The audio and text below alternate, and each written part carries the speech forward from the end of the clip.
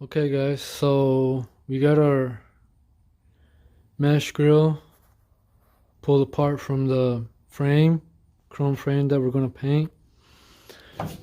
Here's the bottom half, top half. Now we're going to start on the preparation. And what you want to do is just spray this down. This is just purple powder to get all the debris and crap that gets stuck on there from driving. And I'm just gonna let that sit there for a couple minutes. Okay, so we got our chrome frames cleaned up, wiped down, and ready to almost paint. But in order for your paint to stick, you're gonna have to scratch it. You're gonna wanna have to scratch the surface of the area you're gonna paint at least 2 or 3 times, every nook and cranny. That way your paint sticks to the surface without any peeling, or sometimes you get air pockets between the paint and the surface, and that'll bubble up and cause it to peel as well. And you can use your 600 grit sandpaper or gray Scotch-Brite. I prefer to use the Scotch-Brite, it's more pliable. So let's get started.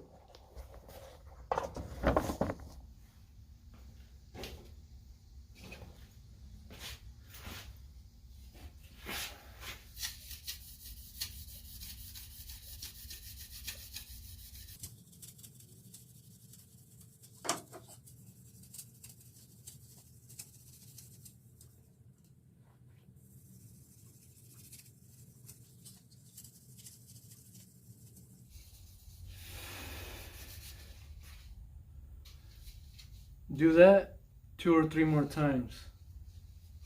Alright guys, so we got our bottom half of the frame for the grill all scratched up, and I'm only going to show you how to paint one piece, or else the video would be too long. And yes, I am using the wheelbarrow as my body bench.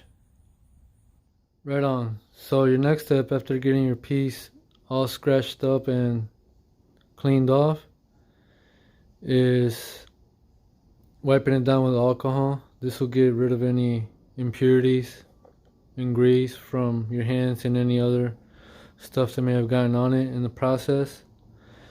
So just you can just use regular isopropyl alcohol, cheap stuff. And you want to make sure you use a microfiber cloth. You don't want to get any lint from your shop towel or napkin, whatever you're using, to get left behind on your piece.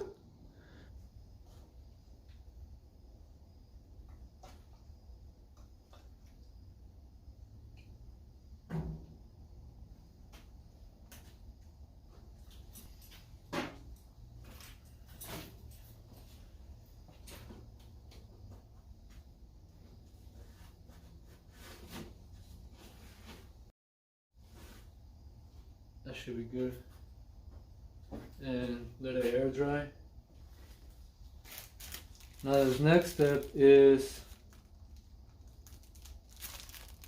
tack cloth, which I don't see many people using during their paint prep for some reason.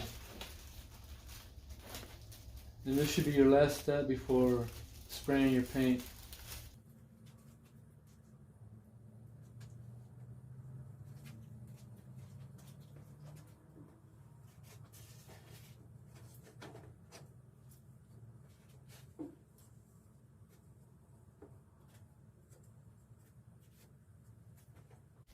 Now we're ready for paint. Be careful not to touch it with your bare hands, because that'll just transfer any oil or grease you have in your hands onto the piece.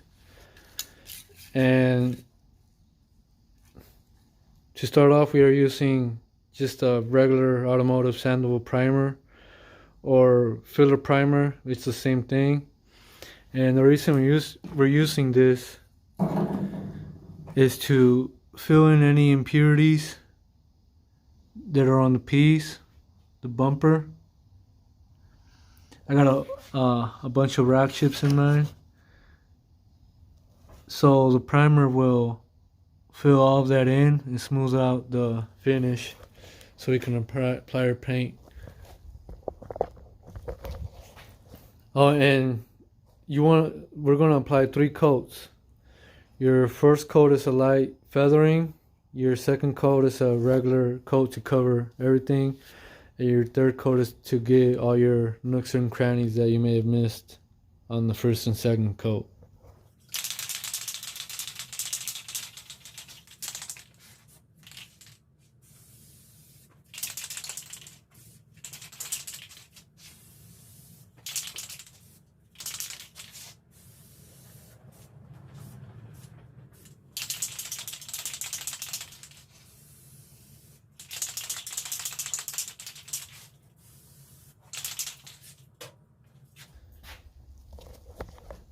And we're gonna let the air dry for about 8-10 minutes before we apply our second coat.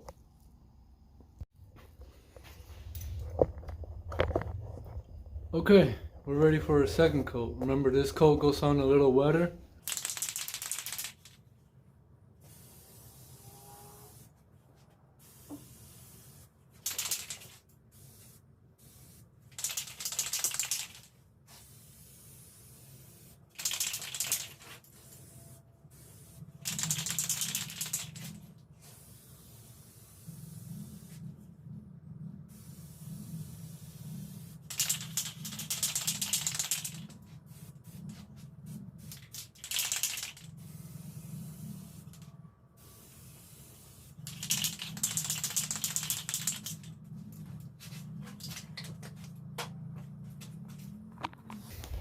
Perfect. Now, this coat you can wait a little longer, more closer to, I don't know, 12-15 minutes, since you sprayed it on a little wetter. And so we're gonna go leave it for 15 minutes and come back and do our third and final coat. Alright, and that's it for our third coat. You don't want to spray more than 3 coats, because then that would just be a layer of thick primer. So before applying our base coat or our paint, we're gonna let it sit a little bit longer, about 20-25 minutes, just to let the primer set in and dry out. So we'll be back in a bit. Alright guys, so now we're ready for our base coat.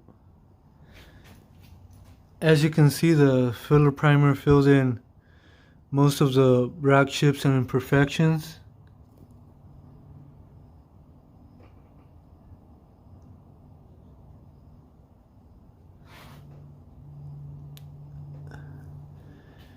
There's still some deep ones in there, but hopefully the base coat will get that. And I went ahead and got this VHT plastic paint. Because after all, this is a plastic part. But mainly it says at the bottom, will not flake, chip, or peel. So we're gonna see how true that is. And it's basically the same process as your primer, 3 coats. Your first coat being light feathering, and 2 good wet coats. So let's get started.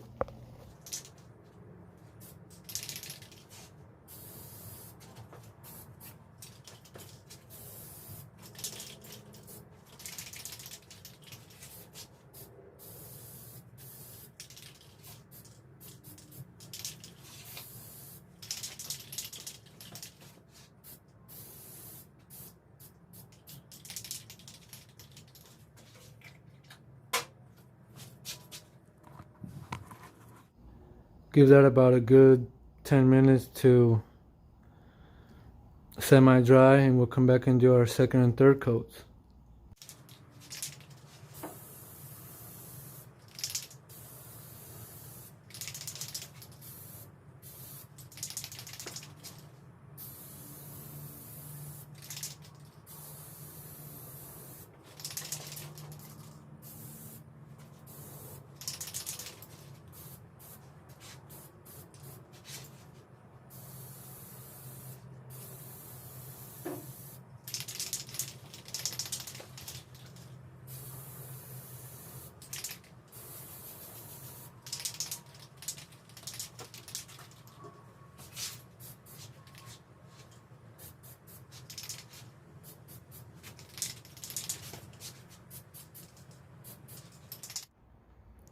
Alright guys, we got our third coat of base coat applied. We are now ready for a clear coat. And I'm just going to spray this matte clear because I want to keep that matte black look on it. Not too shiny. And clear coat is just 2 coats. One light coat or feather coat and your regular heavier wet coat. So let's get started.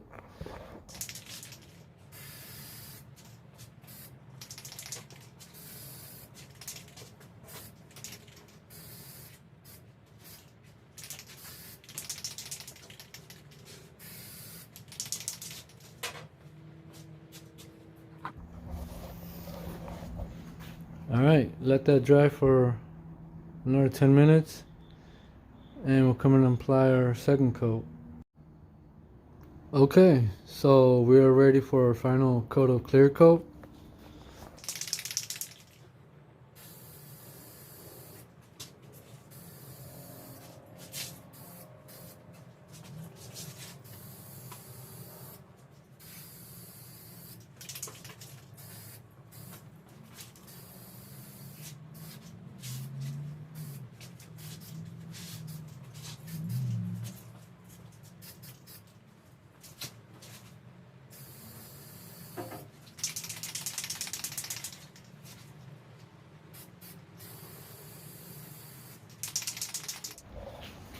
And we're good.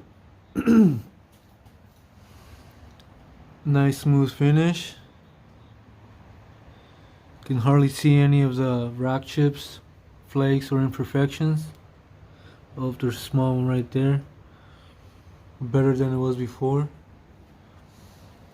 So we are done with our painting. We're going to let this dry overnight and continue with the installation tomorrow.